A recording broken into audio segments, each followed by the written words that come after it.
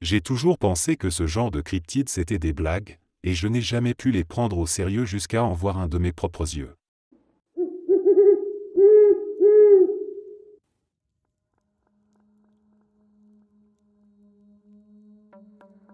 Quand j'étais enfant, pendant que je rendais visite à mes grands-parents, je voyais parfois des sortes de petits gnomes étranges qui rôdaient dans la maison, et en général ça me faisait tellement peur que je finissais par aller dormir dans le lit de mes grands-parents. Une fois, j'ai allumé toutes les lumières et je me suis mis à pleurer au milieu de ma chambre. Mes grands-parents essayaient de me convaincre de retourner me coucher, mais j'ai refusé. Après cet épisode, ces gnomes ne m'ont plus jamais embêté. Quelques années plus tard, mon père regardait une vidéo TikTok qui parlait des gnomes et autres trucs du genre. Il a mis la vidéo sur pause, a regardé ma belle-mère et lui a dit « On n'a pas vu ces trucs-là, quand on était défoncé ?» Elle a eu l'air choquée aussi et a répondu « Si ». Je leur ai demandé de me montrer, et quand j'ai vu l'image j'ai dit « Ah ouais, moi aussi je les ai vus ». On en a parlé, et on est tous tombés d'accord pour dire que cette maison était sûrement hantée. Parce que pensaient qu'ils avaient juste eu la même hallucination sous l'effet de la drogue, mais quand j'ai dit que moi aussi je les avais vus, ça les a vraiment perturbés. Je ne sais toujours pas trop comment digérer tout ça, mais je voulais partager mon histoire.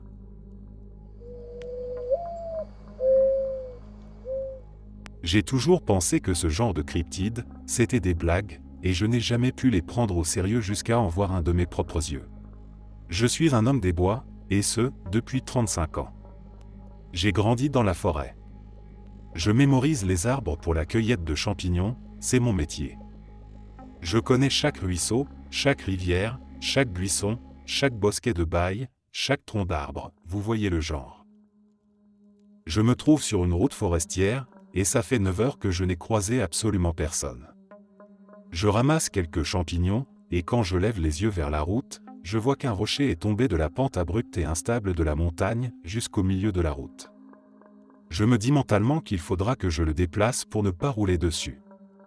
Je continue à ramasser mes champignons, puis je retourne à ma voiture. Je lève les yeux, et je vois ce qui ressemble à une petite créature brune d'environ 60 ou 75 cm de haut, en train de traverser la route depuis le bas-côté jusqu'au rocher. Mon premier réflexe logique, c'est de penser que c'est un écureuil. Mais je réalise qu'il marche sur 2 jambes, qu'il semble porter des vêtements faits de tissu ou de fourrure brune, et qu'il a la forme d'un humain, mais minuscule. Ce n'est pas un mouvement pressé ou nerveux, il marche tranquillement, comme le ferait un humain. Il se balade simplement, comme si c'était une tâche banale, un travail routinier. Je n'en crois pas mes yeux. Il faut que ce soit autre chose. Je retourne à la voiture, je démarre, et je continue sur la route. Là, je vois que le rocher a été repoussé sur le côté d'où il était tombé. Il était tombé de la colline à ma gauche, avait roulé jusqu'au milieu, et maintenant il était revenu de l'autre côté, à droite. On voyait des traces, comme si on l'avait traîné pour le remettre là. Je regarde, je respire, j'écoute, j'essaie de sentir, rien. Je ne sais pas où vivent les gnomes, mais l'ancienne zone partiellement déboisée où je me trouvais me semblait être l'endroit parfait pour un clan de ces petites créatures. Plein de cachettes possibles, isolées, proches de l'eau, avec plein de voies de fuite. Ce serait facile d'y creuser des petits terriers dans la montagne et de s'y retrancher en cas d'intrusion. La route secondaire qui y mène était inondée, ça a l'air d'être fréquent donc ces petits gars ont même leur propre douve. Je suis sûr que je me fais des idées. Le trajet a été long pour remonter la montagne, la redescendre de l'autre côté, puis rentrer chez moi. Et pourtant, je n'arrive pas à interpréter ça autrement qu'en me disant que j'ai vu un petit homme de la forêt. Je suis à 1000% sûr de ce que j'ai vu. C'était près d'une zone d'intérêt spécial militaire, soi-disant fermée à cause de papillons endémiques, mais je commence à me demander si cette zone de recherche concerne vraiment des papillons. On risque la prison, l'interdiction d'accès au parc, et une amende de 5000 $ si on cueille ne serait-ce qu'une seule baille à l'intérieur de cette limite.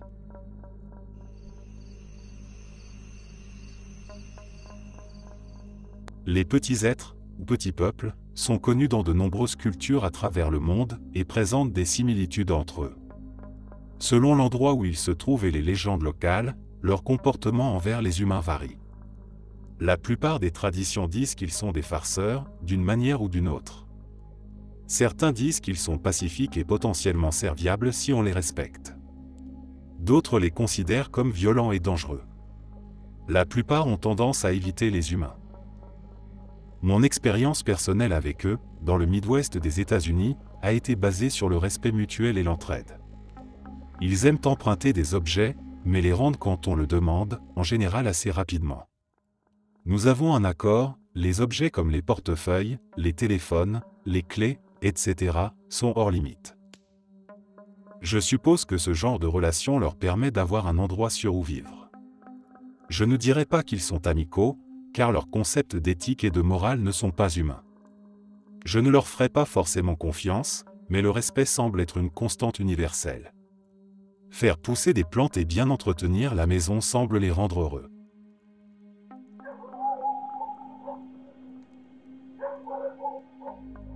À part quelques expériences qui n'ont pas impliqué de fantômes matériels, je ne suis pas quelqu'un qui a eu beaucoup de contacts directs, du moins conscients, avec des esprits.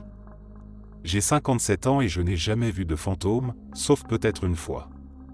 Cela remonte à environ 25 ans, à l'époque où je vivais seul. Mon appartement, à ce moment-là, avait une atmosphère chaleureuse et accueillante. Je m'y suis toujours senti en sécurité. À cette époque, je faisais souvent la sieste. Un après-midi, je me suis réveillé d'une sieste et, en me redressant pour sortir du lit, j'ai vu ce qui ressemblait à un petit homme, du genre nain de jardin, qui se tenait dans un coin, au pied de mon lit, entre le lit et la porte de la chambre. C'était une silhouette de type nain. Je n'ai aucun souvenir précis de ce qu'il portait, mais il avait une barbe, et il m'a fait penser à un gnome ou un leprechaun, mais pas habillé tout en vert. Je n'ai jamais eu d'hallucination de ce genre auparavant, et je n'en ai jamais eu depuis.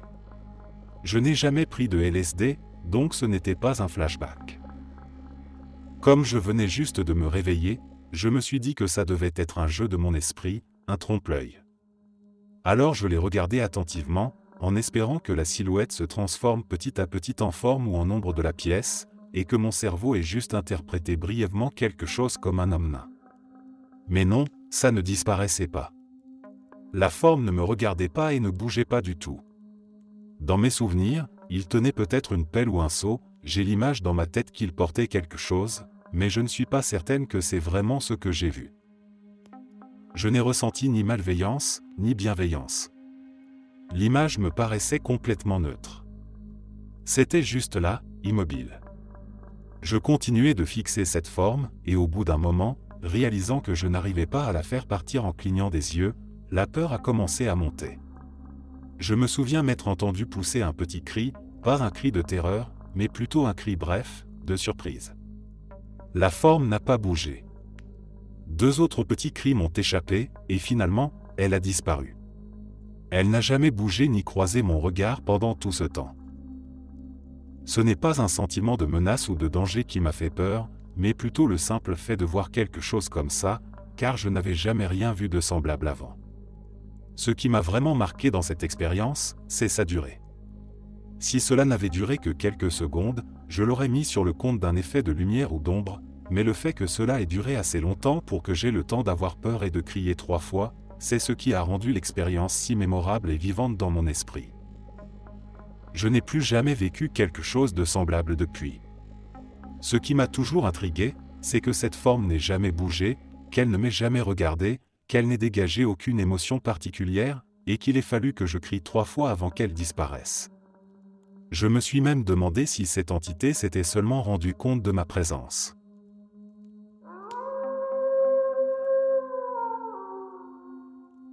Cela fait de nombreuses années.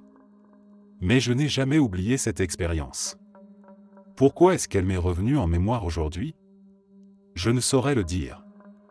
J'ai vécu plus de rencontres paranormales dans ma vie que je ne pourrais même en compter. Mais celle-ci, en particulier, continue de me déconcerter. J'avais environ 5 ans, j'en ai 30 aujourd'hui. Les détails sont encore si vivaces.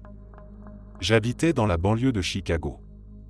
Une maison de 2 étages, de milieu de gamme, avec un grand jardin clôturé par une palissade, pour ce que ça valait là-bas.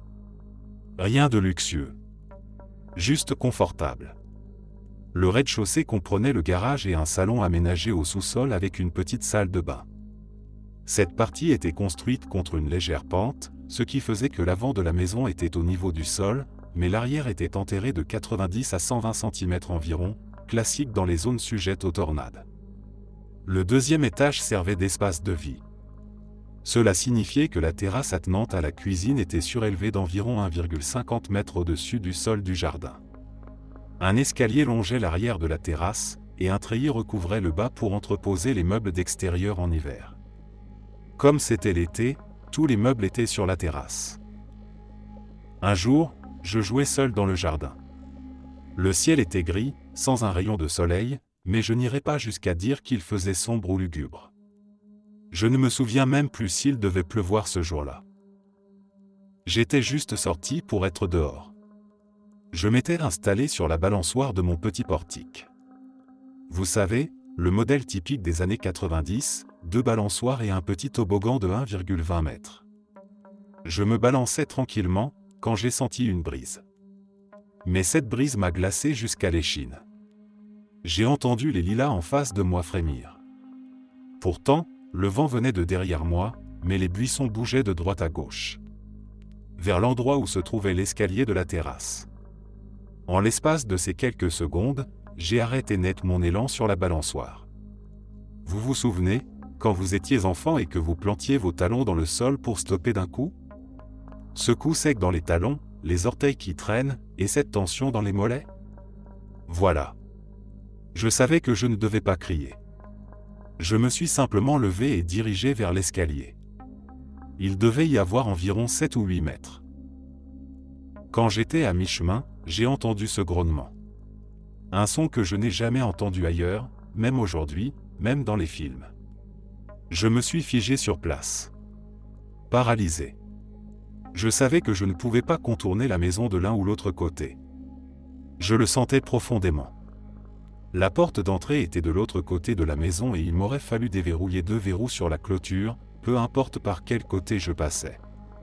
C'était trop loin pour mes petites jambes. À ce jour, je n'ai aucune idée de comment je pouvais savoir ça à cet âge. Alors j'ai couru vers l'escalier. Pendant que je montais les marches, j'ai regardé sous la terrasse. Le treillis laissait largement voir à travers. Pourquoi j'ai regardé? Je n'en sais rien. J'en étais à la 3e marche quand je me suis tourné. Malgré la terreur. Malgré cette sensation, que j'ai identifiée plus tard dans ma vie comme une « énergie noire ». Je me suis arrêté. Et j'ai regardé. Pas plus de 1,50 m devant moi se tenait un petit homme.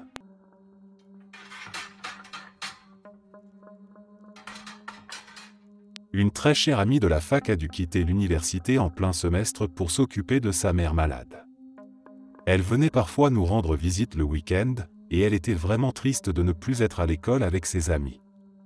Nous partagions toutes les deux une passion pour la magie et tout ce qui touche au monde des sorcières, et j'ai été dévasté quand elle est partie. Elle avait pris un travail le soir pour aider à payer les factures, en travaillant de nuit à la réception d'un motel. Un soir, un homme s'est présenté pour s'enregistrer, très poli, gentil et charmant. Il est resté environ une semaine, et chaque soir, il venait discuter un peu avec mon ami à la réception avant de monter dans sa chambre. Au bout d'une semaine de bavardage, il lui a dit qu'il allait bientôt repartir mais qu'il reviendrait en ville, et il lui a proposé d'aller dîner avec lui. Elle se sentait tellement seule, travaillant de nuit, s'occupant de sa mère, sans aucun de ses amis à proximité, et il était si aimable. Alors, lors de sa soirée de repos, ils sont allés dîner ensemble et ont passé un très bon moment. Il l'a ensuite raccompagnée chez elle en voiture. Une fois arrivés, ils sont sortis et ont continué à discuter devant la maison. Elle avait envie de l'inviter à prendre un café et continuer à parler, mais sa mère dormait déjà, et ce n'était pas vraiment l'idéal de le faire entrer. Pourtant, elle continuait à hésiter. Elle raconte que, du coin de l'œil, un mouvement sous la table de pique-nique dans la cour a attiré son attention. Elle a regardé, sans vraiment croire ce qu'elle voyait.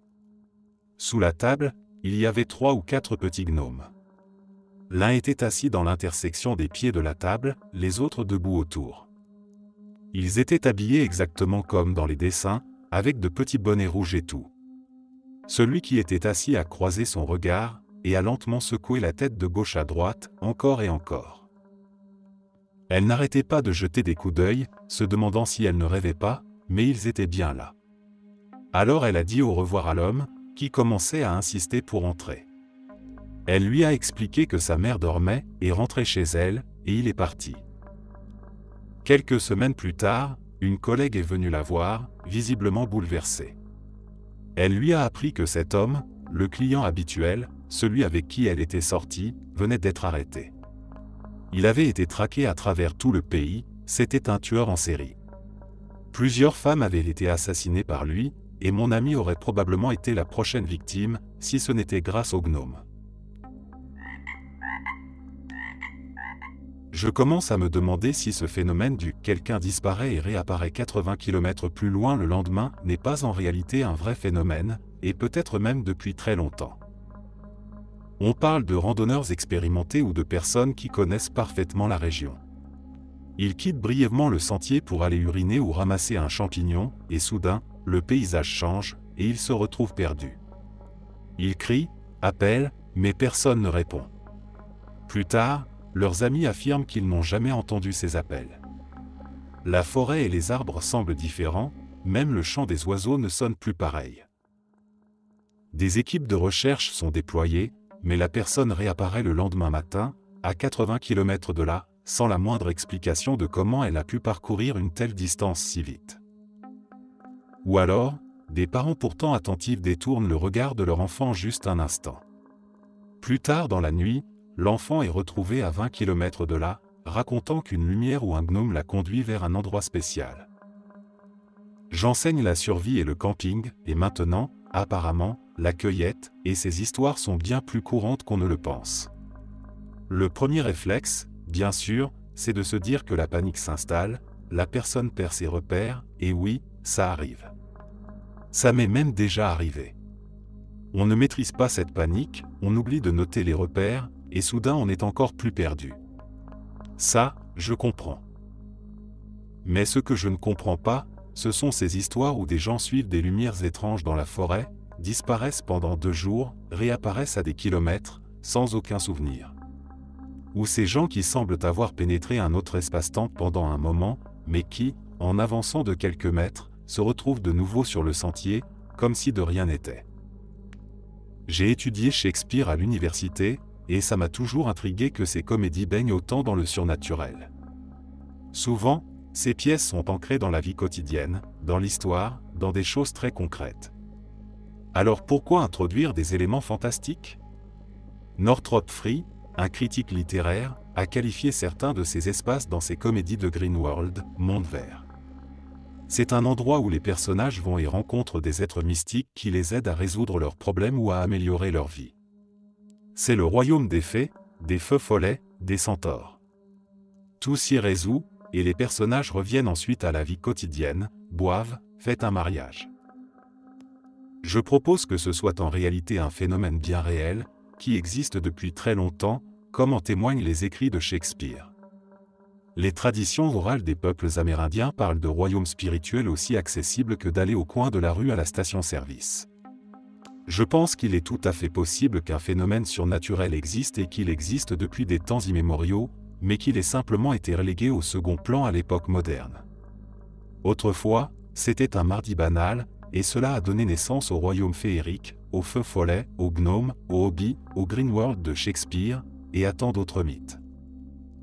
Partir dans la forêt pour rencontrer des créatures surnaturelles était une chose parfaitement ordinaire, parce que ça arrivait vraiment aux gens. Ce n'est pas que Shakespeare invente un cadre surnaturel pour ses comédies, c'est qu'il décrit une réalité que les gens connaissaient, comme tout le reste qu'il écrivait. Aujourd'hui, on considère cela comme une théorie du complot folle que personne ne croira. Mais pourtant, des gens qui ne se perdent jamais continuent de se perdre, de rencontrer des êtres d'un autre monde et de vivre des expériences inexplicables. Pourquoi ? Je n'ai jamais écrit cette histoire noir sur blanc, et je n'en ai parlé qu'à très peu de gens dans ma vie. Principalement parce que ça semble complètement dingue et que ce n'est pas du tout le genre d'expérience classique de « j'ai vu un fantôme ». Non, ça implique des nains de jardin. Oui, littéralement des nains de jardin. Ce qui est étrange, c'est que j'ai complètement ignoré cet événement jusqu'à la fin de ma vingtaine. Pendant des années, je m'en souvenais, mais je n'y ai jamais vraiment réfléchi ni remis en question.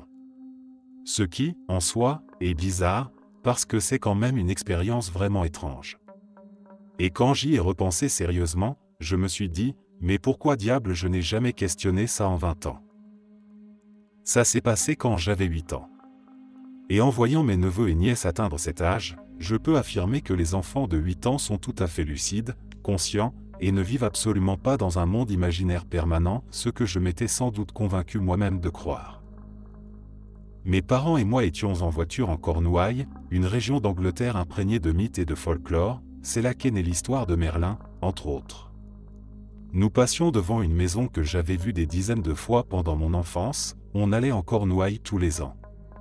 Un vieux monsieur vivait dans ce petit cottage, et à côté se trouvait une statue représentant une énorme botte de gnome. Quand j'étais petit, je jouais souvent dessus. Ce jour-là, une table était installée devant la maison, couverte de nains de jardin, les petites statues décoratives, peut-être qu'ils les vendaient ou qu'ils les exposaient. On s'est arrêté, les vitres baissées, pour regarder. Mes parents m'ont dit de leur dire bonjour, alors j'ai dit « Salut les gnomes » en leur faisant un signe de la main. Puis ils m'ont dit de leur dire au revoir, alors j'ai dit « Au revoir les gnomes » en leur refaisant signe. Et instantanément, leurs visages sont passés de leur sourire malicieux habituel à une grimace de tristesse. En une fraction de seconde, leurs sourires se sont inversés, juste sous mes yeux. J'ai sursauté, surpris, et j'ai dit immédiatement à mes parents, d'une voix très inquiète, leurs visages ont fait la tête quand j'ai dit au revoir.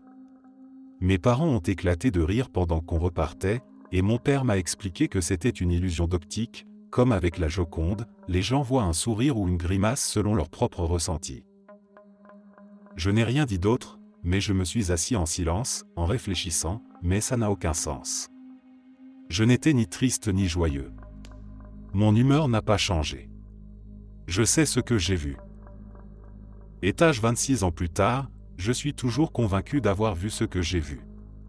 Je n'étais pas un enfant rêveur avec une imagination débordante. Je n'ai jamais eu d'hallucination de ma vie, je n'ai pas de problème de vue ni de troubles mentaux. C'est un événement totalement isolé, et je n'ai jamais vécu quelque chose de semblable, ni d'inexpliqué, ni de paranormal, avant ou après. Je ne dis pas que c'était paranormal. Je dis juste que c'est totalement inexpliqué et que ça le reste encore aujourd'hui. J'avoue que je me sens un peu gêné de raconter cette histoire, parce que je sais à quel point ça peut sembler fou. Est-ce que quelqu'un a déjà vécu quelque chose de similaire ou aurait la moindre idée de ce qui a pu se passer? J'aimerais vraiment trouver une explication à ce mystère vieux de 26 ans.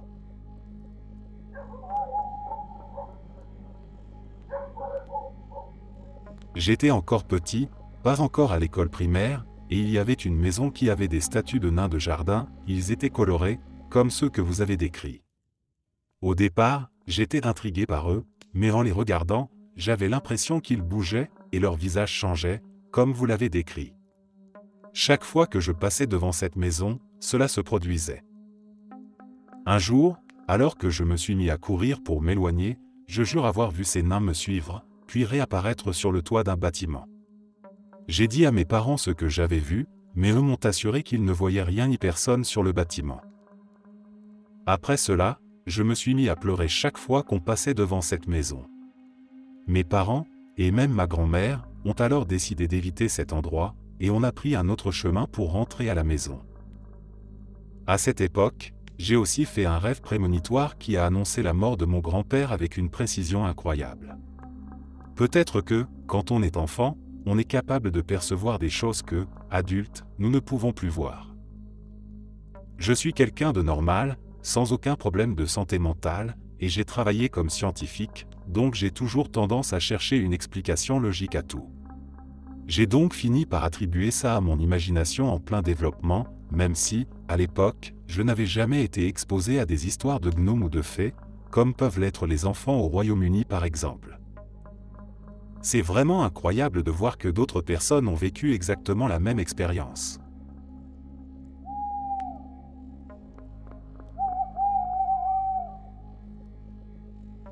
Dans les mines de Cornouailles, au sud-ouest de l'Angleterre, circulaient depuis des siècles des histoires de knockers, de petits esprits souterrains que les mineurs respectaient et parfois craignaient. En 1963, William Tretouille, un mineur expérimenté, a vécu une expérience qu'il a longtemps gardée secrète. Alors qu'il travaillait seul dans un tunnel secondaire, réparant des étais, il a entendu un bruit régulier de petits coups frappés contre la roche, comme un marteau minuscule. Ce n'était pas inhabituel, les mineurs parlaient souvent des knockers comme des esprits avertissant d'un éboulement. Mais ce jour-là, le bruit se rapprochait, rythmé et volontaire. En dirigeant sa lampe frontale vers l'origine du son, William a vu, entre les ombres, une petite silhouette grise, haute d'axe en grave peine 80 cm, portant une sorte de capuchon et tenant un petit marteau brillant. La créature s'est arrêtée, l'a regardé avec des yeux noirs et ronds, puis a levé son marteau et l'a frappé légèrement contre la paroi, comme pour montrer quelque chose. Prudent, William a déplacé sa lampe sur la paroi et a remarqué une fissure profonde qu'il n'avait pas vue auparavant. Quelques minutes plus tard, cette fissure s'est agrandie, et un PAN de roche s'est effondré exactement à l'endroit où il se trouvait avant de reculer. Sans l'avertissement de la créature, il aurait probablement été enseveli. Lorsque William a levé à nouveau la lampe, la petite silhouette avait disparu. Il est remonté en surface, bouleversé mais reconnaissant. Il n'en a parlé qu'à ses collègues proches, qui l'ont écouté en silence. Certains lui ont dit qu'il avait eu de la chance d'être aidé par les knockers, car ils protègent ceux qui les respectent, mais se vengent de ceux qui les narguent. Depuis, William a toujours laissé un petit morceau de pain dans la galerie avant de commencer son travail, pour les remercier.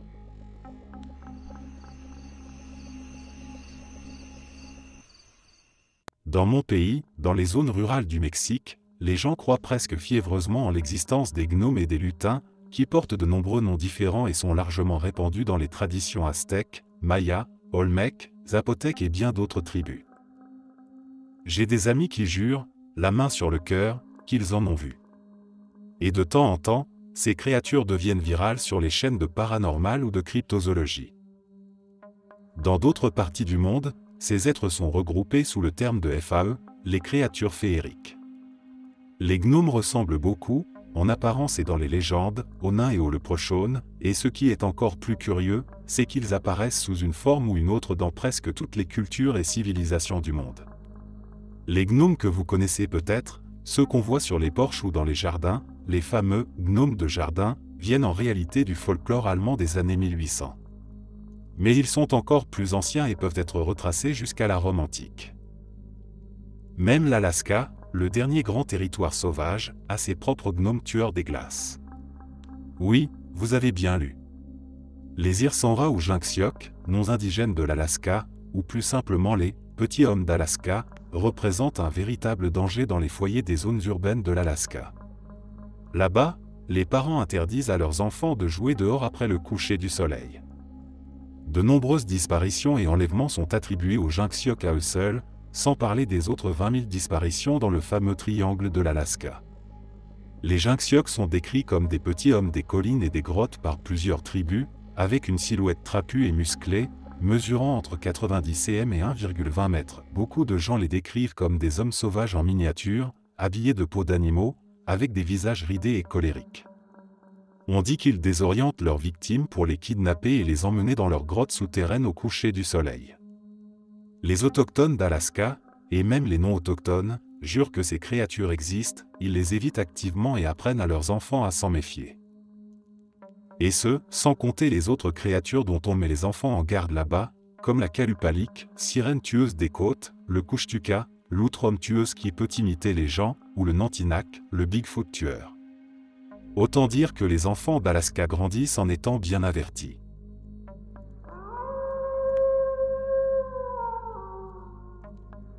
Dans les années 80, j'avais 8 ans, et j'étais allongé dans mon lit, essayant de m'endormir, quand j'ai entendu mon placard s'ouvrir. J'ai 2 placards côte à côte. L'un est en pente à cause du toit, donc il ressemble plus à un petit grenier, et l'autre avait une fenêtre. Le placard du grenier contenait tous mes jouets, tandis que l'autre ne servait que pour mes vêtements. Quand je me suis redressé et que j'ai regardé, j'ai vu un petit gnome, avec le grand chapeau et tout, en train de traverser de mon placard à fenêtre vers mon placard en forme de grenier. J'ai poussé un cri si fort que mes parents sont accourus. Je leur ai raconté ce que j'avais vu, et ma mère m'a dit « Je savais que je n'aurais pas dû te laisser regarder ces films d'horreur. » Mais regarder des films d'horreur n'avait rien de nouveau pour moi, et puis franchement, quels films d'horreur ont un gnome, sérieusement? Ce gnome, d'ailleurs, ne m'a même pas regardé quand j'ai crié. Il marchait simplement sur ce petit chemin. Depuis ce jour-là, les gnomes me font peur pour la vie. J'étais embarrassé, parce que je ne savais pas ce que ça signifiait, et on n'était pas censé croire aux fantômes. À l'époque, le seul truc qui parlait de fantômes, c'était Ghostbusters. Mais moi, les gnomes, jamais pu les supporter, et je n'ai jamais mis les pieds dans une maison où il y avait ces stupides statues dans le jardin. Je me suis vraiment intéressé aux émissions paranormales dans les années 2000, en espérant découvrir si d'autres personnes avaient vu la même chose. Il a fallu attendre très longtemps avant qu'un enquêteur mentionne avoir vu un gnome. Là, j'ai enfin compris que je n'étais pas complètement fou.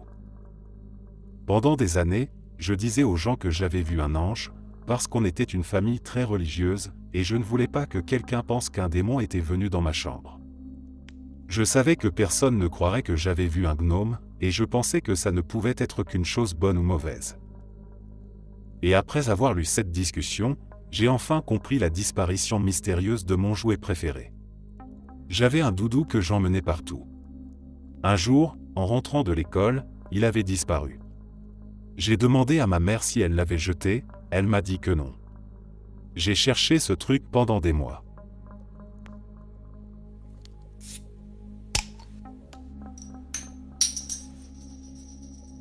Quand j'étais petit, je vivais avec mon arrière-grand-mère, et c'était mon travail de sortir chaque soir, avant d'aller me coucher, une assiette de pain et de miel pour les brownies ou les gnomes. Parfois c'était du lait et des biscuits, parfois du gâteau aux fruits et du vin. Elle préparait même une bière de racine maison qu'elle disait qu'ils adoraient. Je m'asseyais sous le poirier, dans le noir, et je leur chantais des chansons où je leur racontais des histoires drôles de ma journée. Je ne les ai jamais vus en vrai, mais pour mon arrière-grand-mère, ils étaient bien réels, et donc, pour moi aussi. Elle disait qu'on devait être gentil avec eux parce qu'ils étaient là bien avant nous, et qu'on avait pris leur maison, sinon, ils nous joueraient de vilains tours quand ils avaient faim. C'est un peu difficile de concilier ça avec le fait qu'elle était profondément catholique, mais elle n'a jamais vu de contradiction entre croire aux brownies et croire en Jésus en même temps. J'ai dû retourner vivre chez mes parents quand j'avais 5 ans, mais mon arrière-grand-mère a continué à leur mettre une assiette chaque soir, jusqu'à sa mort, à 101 ans. Aujourd'hui, je regrette de ne pas lui avoir posé plus de questions à leur sujet une fois adulte.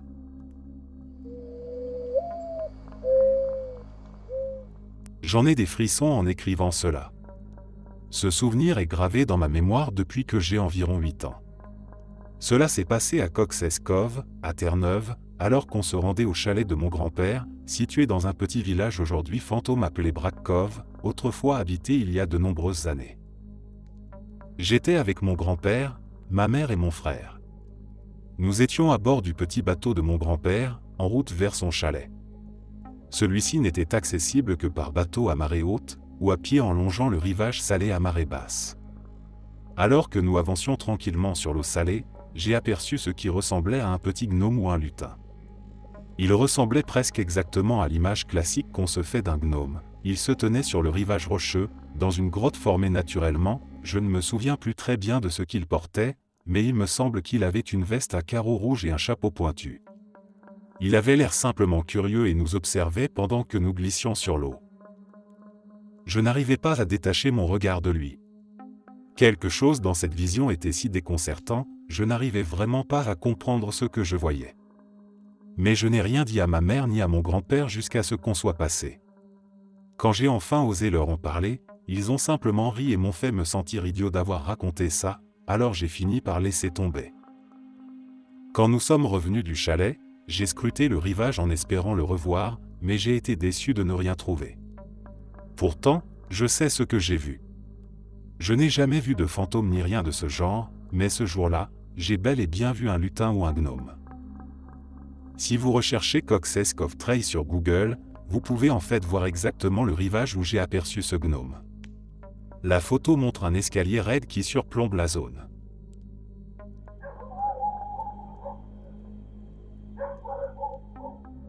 Le soir du 21 août 1955, la famille Sutton et leurs amis, vivant dans une ferme isolée près de Kelly et Hopkinsville, dans le Kentucky, ont vécu une nuit d'horreur qu'ils n'ont jamais oubliée. Tout a commencé lorsqu'un des membres de la famille, Billy Ray Taylor, est sorti chercher de l'eau et a vu une lumière brillante descendre du ciel et atterrir dans un champ voisin. Pensant d'abord à une étoile filante, il est rentré, mais peu de temps après, des bruits étranges ont été entendus autour de la maison.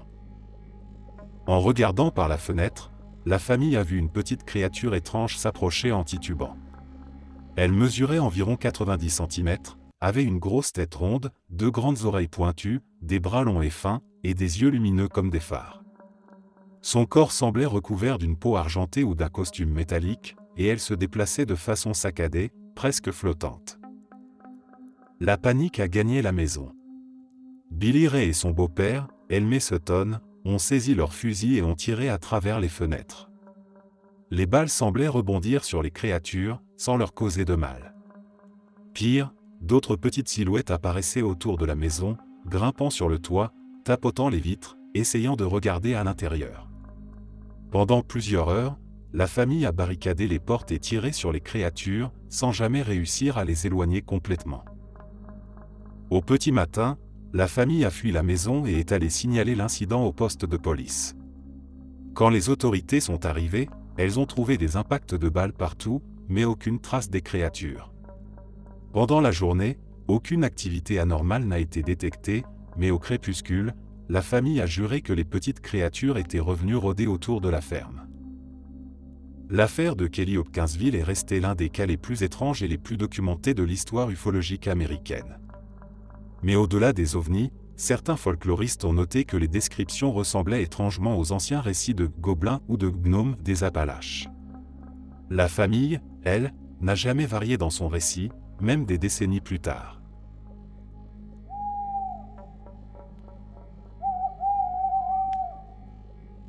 J'aimerais partager mon histoire, qui s'est passée il y a 5 ans. J'étais seul chez moi et j'ai invité mon ami, qui croyait aussi aux phénomènes paranormaux. Il était environ midi, et nous avons décidé de jouer à la planche Ouija. On avait entendu dire que c'était plus sûr de la pratiquer en pleine journée, et la principale raison pour laquelle on l'a fait, c'est que ces derniers temps, j'entendais et voyais des choses bizarres dans ma maison, comme une petite silhouette sombre assise quelque part, un peu comme un chat. On a lu ce qu'il fallait faire ou ne pas faire, et on a commencé. C'est moi qui posais les questions, et pendant 10 à 20 minutes, rien ne s'est passé. On était sur le point d'abandonner après une dernière tentative. Mais ensuite, j'ai demandé s'il y avait quelque chose dans la maison, et la planche a bougé vers « oui ». On a parlé avec « ça » pendant environ 5 minutes, et en gros, ça nous a dit que ça ne venait pas de ce monde. On a demandé son nom, et ça nous a donné les lettres DRG. Après quelques questions supplémentaires, la planche a commencé à bouger plus lentement, puis elle s'est arrêtée. Après ça, on s'est senti étrangement bien, plus de maux de tête, plus de peur. On a cherché le nom sur internet, et ça nous a montré une sorcière allemande appelée Drude, aussi connue sous l'abréviation DRG. Elle ressemble à un petit gnome et, selon la légende, elle apporte de mauvais rêves aux habitants de la maison. J'ai fait des cauchemars depuis que je suis enfant. Je suis presque sûr que mon ami n'a pas bougé la planche, parce qu'il y a eu des moments où il ne pouvait pas la déplacer sans un mouvement spécifique de la main, et je l'aurais vu pousser. Dans l'ensemble, la conversation donnait l'impression que ça nous mettait en garde, et qu'il ne nous donnait pas son propre nom, mais le nom de la chose qui vit dans ma maison.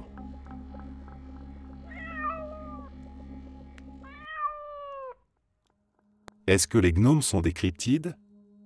Est-ce que quelqu'un d'autre a déjà vécu ça? Alors voilà. Moi et mon mari dormons dans des lits simples séparés, avec une table de chevet entre les deux, laissant un espace d'environ 45 cm, parce qu'il est malade et que j'ai des TOC. L'autre matin, je me réveille parce qu'il a laissé le volet ouvert et la lumière entrait. Il était 7h41 exactement, je me souviens avoir regardé l'horloge à ma droite. Puis, quand j'ai redressé la tête, j'ai vu littéralement un gnome courir du bout de son lit jusqu'au mien. Oui, je suis sérieuse. un gnome. Il avait un chapeau pointu, une barbe, et il mesurait peut-être 30 cm de haut. J'ai vu ses bras bouger d'avant en arrière pendant qu'il courait, comme s'il sprintait, et il allait vite. Je parle de, à peine 2 secondes, et il avait disparu. J'étais sous le choc et j'ai dit, « T'es réveillé ?» Il a grogné. Je lui ai demandé encore, plus fort, parce que je commençais à réaliser ce que je venais de voir. Cette fois, il s'est réveillé un peu, et je lui ai dit, « Sérieusement, je viens de voir un gnome. » Il a rigolé, pensant que je délirais ou que je plaisantais. Je lui ai expliqué exactement ce que j'avais vu et je lui ai dit, « Sors de ton lit et regarde parce que je te jure, il y a un putain de gnome sous mon lit. » C'est plutôt drôle maintenant, mais je suis quand même un peu flippé. J'ai envisagé toutes les explications possibles mais rien ne colle. J'ai un trouble de la personnalité borderline, ce qui peut provoquer des hallucinations quand je suis stressé ou fatigué, mais là, ça allait, j'étais bien depuis une semaine, et je n'avais pas vu d'hallucinations depuis environ un mois. Et mes hallucinations habituelles, ce sont des sensations de bestiole sur ma peau, ou des silhouettes noires, rien à voir avec ce que j'ai vu. On a un chien, un bulldog français très vieux, qui ne court plus vite et ne dort pas dans notre chambre. La porte était fermée et il était dehors. J'ai cherché des souris ou des rats, mais rien. Je n'en ai jamais vu non plus dans ma chambre. Des idées? Parce que franchement, je n'ai pas trop envie de me dire qu'un gnome vit dans ma chambre. J'ai dormi chez ma meilleure amie la nuit dernière et j'ai aperçu, du coin de l'œil, ce que je décrirais comme un petit truc qui bougeait vite.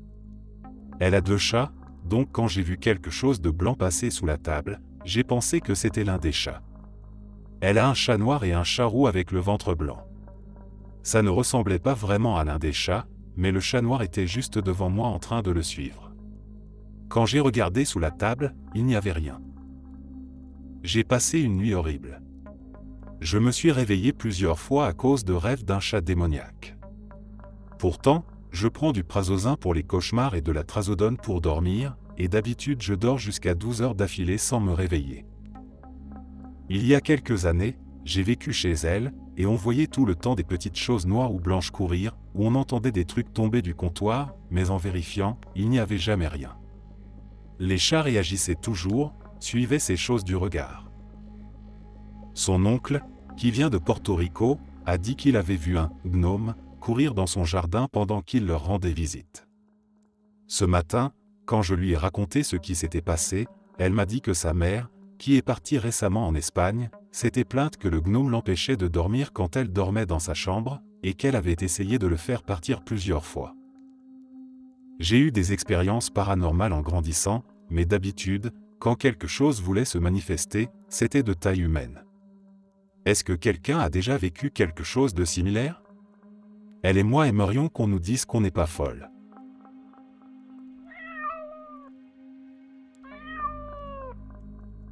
Alors, il y a peut-être une semaine, à la suggestion de mon ami, j'ai demandé de l'aide à mes guides spirituels. Si vous croyez à ce genre de choses, ou à tout ça, restez avec moi. Ce soir-là, une chouette s'est posée en haut du mât de drapeau dans mon jardin. Je passe beaucoup de temps dans ma voiture, à fumer des cigarettes et écouter de la musique, c'est pour ça que j'étais dehors.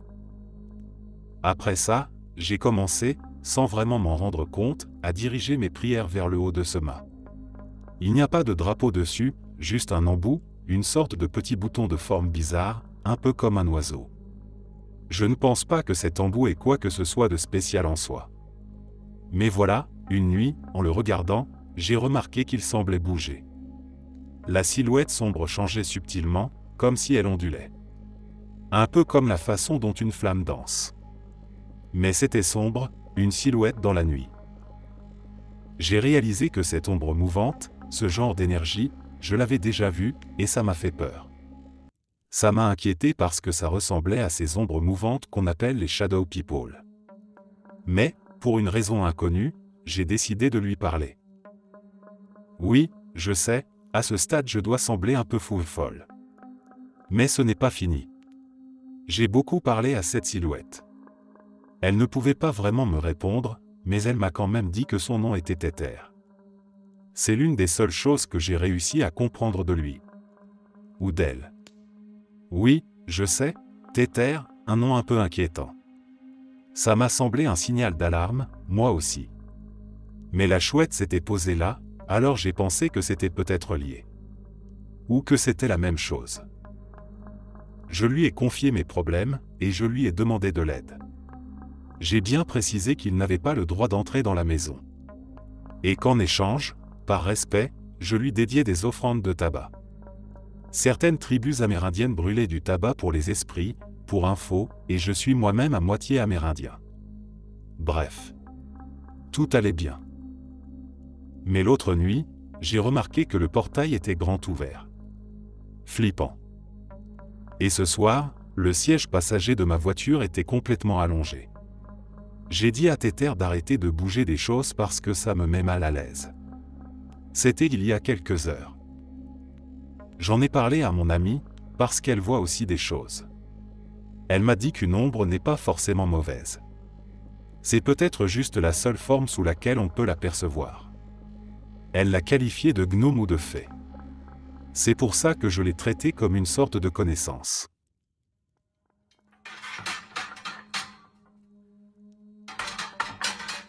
Je suis un grand croyant parce que j'ai l'esprit très ouvert, et ma mère et ma tante me racontent la même histoire depuis les 30 ans que je suis en vie. Je ne pense pas que ma famille me mentirait sur ce genre de choses. Bref. Comme raconté par ma mère, cela s'est passé avant ma naissance, au tout début des années 90, au Pérou, plus précisément dans la ville portuaire de Callao, dans l'appartement où vivaient ma mère, ma tante et mes grands-parents. C'était un petit appartement, donc facile de voir qui entre, qui sort, qui passe. Un soir, la famille recevait des proches pour une soirée tranquille, on mangeait, on buvait, tout ça. Pendant ce petit moment, normal, ma mère et ma tante se tenaient d'un côté du salon, là où se trouvait la porte d'entrée principale, elle était ouverte. Des gens parlaient dehors, tout allait bien. Quand tout à coup, depuis l'une des chambres connectées au salon, ma mère a vu un petit homme sortir. Elle n'arrive plus à se rappeler tous les détails précis, mais elle dit qu'il portait un chapeau pointu, qu'il avait une barbe, et qu'il était plutôt sombre, avec des traits plissés, un peu ridés. Tout s'est passé très vite. Ma mère est restée sous le choc, a regardé autour d'elle, et s'est tournée vers ma tante, qui était déjà en train de paniquer et de crier à plein poumon. Ma tante lui a demandé « Tu l'as vu ? Tu l'as vu ?» et ma mère a répondu que oui. Elle raconte ensuite que le duende, gnome, a couru de l'autre côté de la pièce et a traversé le mur pour disparaître. Un peu comme dans les films Harry Potter. Mais bref, je devais partager ça, ça me pesait. Et pour ajouter à tout ça, plus tard, quand je suis né et que j'ai moi-même vécu dans ce même appartement, enfant, je remarquais des choses étranges. Comme quand on sortait en famille, qu'on rentrait, et que mes vêtements et mes jouets étaient tout en désordre, alors que j'avais tout bien rangé avant de partir. C'est bien plus tard, adulte, que j'ai commencé à faire le lien et à connecter les points.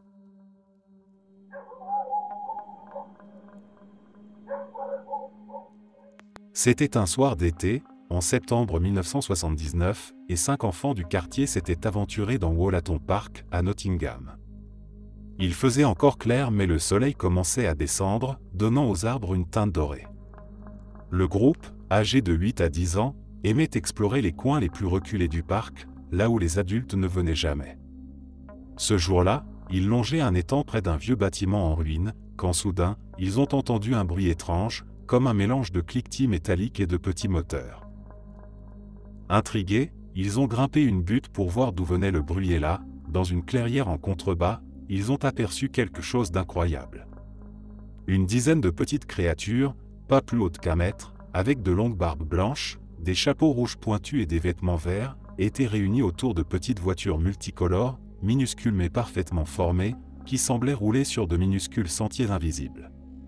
Certains gnomes conduisaient ces véhicules, d'autres les poussaient ou semblaient les réparer. Les enfants les ont observés, fascinés et un peu effrayés. Ils ont remarqué que les gnomes riaient et parlaient entre eux dans une langue incompréhensible, avec des voix aiguës et chantantes. L'un des enfants a fait craquer une branche en bougeant, aussitôt, les gnomes ont tourné la tête d'un seul coup, les fixant de leurs petits yeux noirs étincelants. Un silence pesant s'est abattu, puis les créatures ont sauté dans leur petite voiture, les moteurs ont vrombé, et elles ont disparu en zigzagant dans les forêts. Les enfants sont rentrés en courant, surexcités mais aussi terrifiés. Lorsqu'ils ont raconté leur histoire, les adultes ont d'abord ri, mais l'affaire a attiré l'attention d'un folkloriste local, Paul Screeton, qui a noté les détails. Ce qui frappait, c'est que les descriptions correspondaient aux vieux contes de la région, où l'on parlait déjà de gnomes de Wollaton des siècles auparavant. Personne n'a jamais trouvé d'explication rationnelle à ce que les enfants ont vu.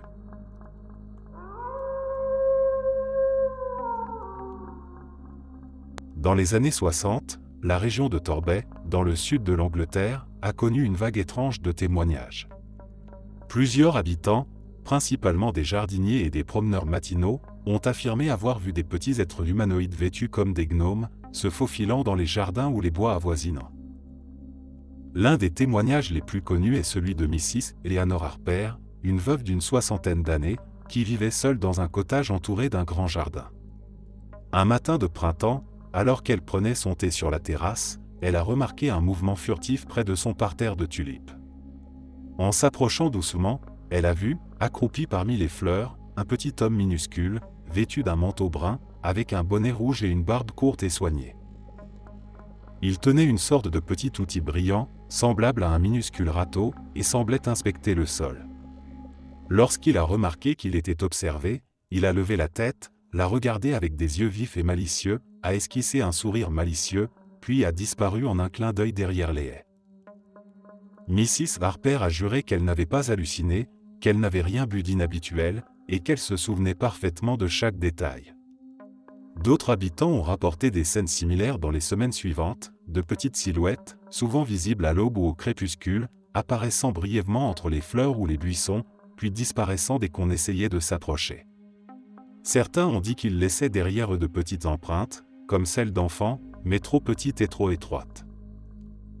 La presse locale a relayé ces témoignages, et un folkloriste de la région a proposé que ces apparitions étaient liées aux anciennes légendes de Pixie et Fairfolk du Devon. Depuis, l'affaire des gnomes de Torbay est devenue un chapitre insolite du folklore britannique.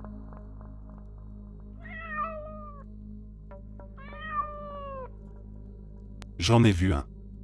J'avais environ 7 ou 8 ans, et c'était la première fois que je participais à une soirée pyjama, et aussi la première fois que j'étais le dernier à m'endormir. Mon ami dormait sur un lit pliant, par un vrai lit, et depuis l'endroit où je dormais, par terre, sous son lit, je pouvais voir la porte de la chambre ouverte, donnant sur la salle de bain dans le couloir, à côté de la chambre parentale. Les parents avaient laissé la lumière de la salle de bain allumée pour nous, les enfants. J'ai regardé dans la salle de bain, un peu par ennui, les téléphones n'existaient pas encore, et j'ai vu, ce que je ne peux décrire que comme un gnome. Petit, pas plus de 30 cm de haut si je devais deviner, habillé de vêtements aux couleurs vives, vert, rouge. Et il était en train de fouiller dans tout le bordel de la salle de bain. J'ai littéralement vu ce petit gars renverser la poubelle, fouiller dedans, ouvrir le placard sous le lavabo et tout retourner là-dedans, puis sauter sur les toilettes, grimper sur le plan de travail et ouvrir l'armoire à pharmacie pour fouiller là-haut aussi. Pendant qu'il fouillait l'armoire à pharmacie, je suppose qu'il a remarqué que je le regardais, parce que sa tête s'est brusquement tournée vers moi. Je l'ai fixé, paralysé de terreur, et la seconde d'après, je me suis réveillé, les parents de mon ami au-dessus de moi, en train de demander qui avait foutu un tel bazar dans la salle de bain la nuit dernière. Une expérience flippante, sans aucune explication, et je m'en souviens encore, 20 ans plus tard.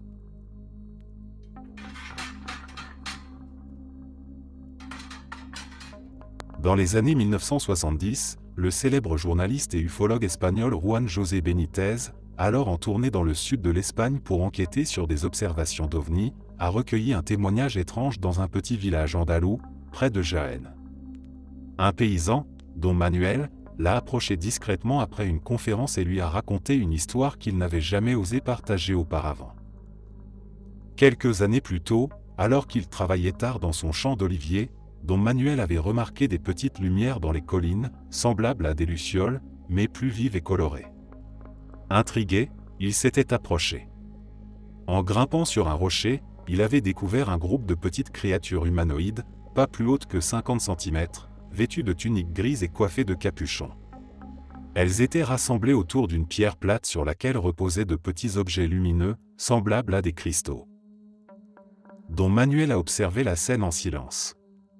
Les créatures se déplaçaient rapidement, parfois en sautillant, en échangeant des gestes brefs et en poussant de petits sons sifflants. À un moment donné, l'une d'elles a levé la tête et l'a aperçu. Sans paniquer, elle a levé la main dans un geste étrange, comme un salut ou un avertissement. Puis, toutes les lumières se sont éteintes d'un coup, et les créatures ont disparu dans l'obscurité, comme absorbées par le sol même. Benitez, fasciné, a consigné ce témoignage dans ses notes, mais n'a pas publié l'histoire immédiatement, pensant qu'elle serait trop invraisemblable pour ses lecteurs.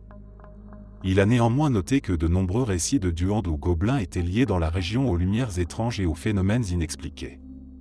Don Manuel, quant à lui, n'a jamais changé sa version, disant qu'il savait ce qu'il avait vu et que ce n'était ni un animal ni un phénomène naturel. En 1977, dans les collines boisées près de Rosedale, en Virginie occidentale, un homme du nom de Harold Jenkins travaillait sur sa clôture. C'était en fin d'après-midi, le soleil commençait à se coucher, et il voulait finir avant la tombée de la nuit. Alors qu'il était accroupi, en train de fixer un piquet, il a entendu un petit rire aigu, comme celui d'un enfant, mais teinté d'un ton moqueur et grinçant. Il s'est redressé et a regardé autour de lui, mais il n'a vu personne. Quelques minutes plus tard, le rire s'est répété, suivi d'un bruissement dans les feuilles. Cette fois, Harold a clairement vu une petite silhouette courir entre les arbres, pas plus haute qu'un genou d'homme, vêtue d'un manteau rouge et d'un pantalon vert. La créature avait une grande barbe blanche et portait un bonnet rouge pointu qui oscillait lorsqu'elle bougeait. Ce qui l'a le plus frappé, ce sont les yeux de la créature, noirs et brillants, comme des perles d'onyx, qui le fixaient intensément même à cette distance. Harold a d'abord pensé à une plaisanterie. Il a crié « Qui est là ?» Mais la petite silhouette s'est faufilée derrière un arbre, puis est réapparue un instant plus loin, souriant de toutes ses petites dents pointues, avant de disparaître à nouveau. Peu de temps après, il a entendu un claquement sec, comme si quelque chose frappait un tronc, et le rire a repris, se multipliant comme s'il venait de plusieurs directions à la fois. Nerveux, Harold a ramassé ses outils et est rentré précipitamment chez lui. Pendant des jours, il a hésité à en parler, mais il a fini par raconter son histoire au barman local. Étrangement, plusieurs anciens de la région lui ont dit que des histoires similaires circulaient depuis des générations, parlant de Little Folk ou de Sprit rôdant dans les bois. Depuis ce soir-là, Harold n'a plus jamais travaillé seul à la tombée de la nuit, et il jurait que ce qu'il avait vu n'était ni un enfant ni un animal. Mon grand-père était instituteur dans une zone rurale de Bolivie, dans les années 1940. Ma grand-mère l'accompagnait souvent et l'aidait.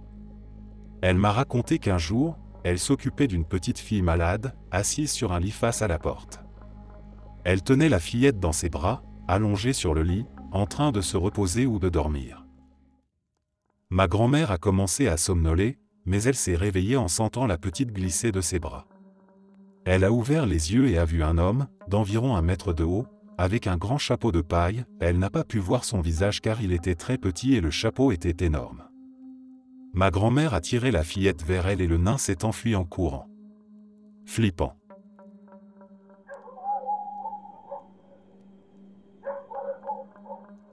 En mars 2008, dans la petite ville de Salta, au nord de l'Argentine, un groupe de jeunes traînait tard le soir, comme ils le faisaient souvent, après avoir assisté à un match de foot.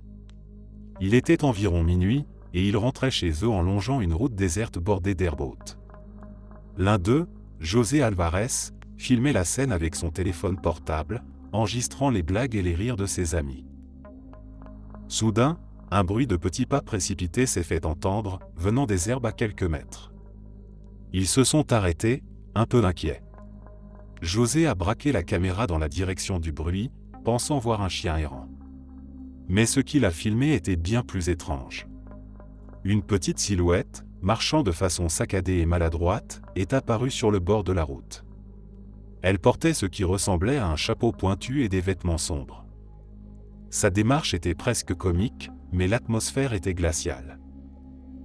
La créature s'est immobilisée, puis a tourné la tête d'un coup sec vers la caméra. On aperçoit brièvement un visage pâle et ridé, avec un nez crochu et des yeux noirs et brillants. Puis elle a sauté sur le bas-côté et a disparu dans l'ombre. Les garçons se sont mis à hurler, certains ont jeté des pierres dans la direction de la créature, et tous sont partis en courant. La vidéo a rapidement fait le tour de la ville, et peu après, elle s'est retrouvée sur Internet, devenant virale. Beaucoup ont crié au canular, disant que c'était un ami déguisé. Mais José et ses amis ont toujours affirmé que ce qu'ils avaient vu n'était pas humain, et que même en plaisantant, aucun d'entre eux n'aurait osé se cacher seul dans ces herbes la nuit. Depuis, d'autres habitants de Salta ont rapporté avoir vu des gnomos rôder près des champs et des routes isolées.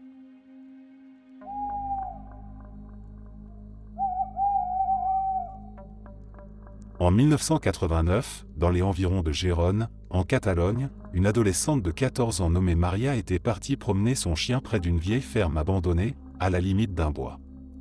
C'était un après-midi chaud et humide. En explorant les lieux, elle est entrée dans une vieille remise dont la toiture s'était partiellement effondrée. Le sol était jonché de planches, de vieilles bouteilles et de débris. Alors que son chien grattait sous un tas de paille, Maria a aperçu une forme étrange, blottie entre deux planches. Elle s'est approchée et a découvert un petit corps desséché, pas plus grand qu'une poupée, mesurant environ 20 cm. La créature avait une peau brunâtre et ridée, des membres filiformes avec des mains dotées de longs doigts terminés par des griffes minuscules. Sa tête était légèrement disproportionnée, avec de grandes orbites vides et deux oreilles pointues. Maria a crié, mais sa curiosité a pris le dessus. Elle a ramassé le petit corps et l'a enveloppé dans un vieux chiffon. De retour chez elle, elle a montré sa découverte à ses parents et à ses amis. Certains ont éclaté de rire en pensant que c'était une blague, mais d'autres ont été troublés. Un ami a pris plusieurs photos et, quelques jours plus tard, un ufologue local est venu voir la créature. Il a affirmé que cela pouvait être un duende, un esprit ou un elfe, et il a pris la créature pour l'analyser. Les photos ont circulé dans les journaux locaux, suscitant fascination et scepticisme. Peu de temps après, l'ufologue a déclaré que la créature avait mystérieusement disparu de son laboratoire. Certains ont suggéré qu'il s'agissait d'un canular élaboré, d'autres qu'il avait détruit la preuve pour éviter des ennuis. Quoi qu'il en soit, l'histoire de l'elfe de Gérone est restée célèbre dans la région, et Maria n'a jamais changé sa version, jurant jusqu'à l'âge adulte que ce qu'elle avait trouvé n'était ni un animal ni un jouet.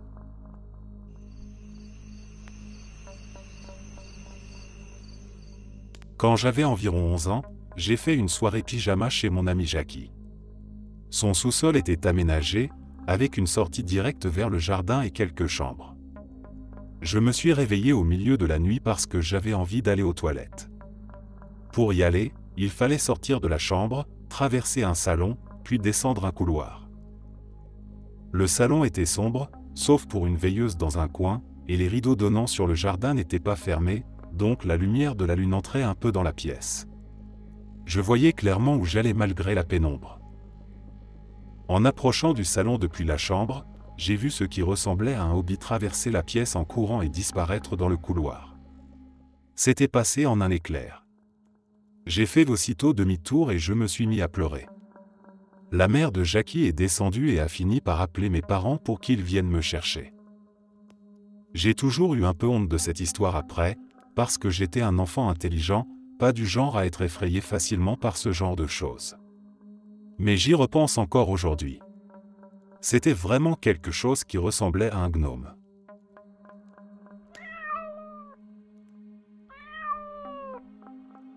En 1995, dans une petite localité de l'Estrie, au Québec, un homme nommé André Caron se promenait en forêt en fin de matinée. C'était un jour d'automne, frais et clair, avec les feuilles rouges et dorées recouvrant le sol. André aimait aller chercher des champignons sauvages dans cette partie reculée des bois, où peu de gens osaient s'aventurer. Ce jour-là, alors qu'il explorait une clairière tapissée de mousse, il s'est arrêté net. À une dizaine de mètres devant lui, accroupi près d'un tronc d'arbre mort, il a vu ce qu'il a d'abord pris pour un enfant. Mais en plissant les yeux, il a compris que ce n'était pas un enfant. La créature était minuscule, pas plus haute qu'un petit chien, vêtue d'un manteau brun et d'un pantalon vert foncé. Elle portait un chapeau rouge pointu légèrement de travers et une barbe grisonnante. Elle était concentrée, semblant cueillir ou examiner des champignons, utilisant un petit couteau minuscule qu'elle maniait avec précision. André est resté immobile, fasciné, observant la scène comme s'il était tombé dans un conte. Puis, sans lever la tête, la créature a parlé, ou du moins murmuré dans une langue étrange, faite de sons courts et chantants. À ce moment-là, le gnome s'est figé, comme s'il avait senti sa présence. Il s'est retourné lentement et a regardé André droit dans les yeux. Un regard profond, ancien, avec une étincelle presque espiègle. Puis, en un seul mouvement vif, il a bondi derrière le tronc et a disparu.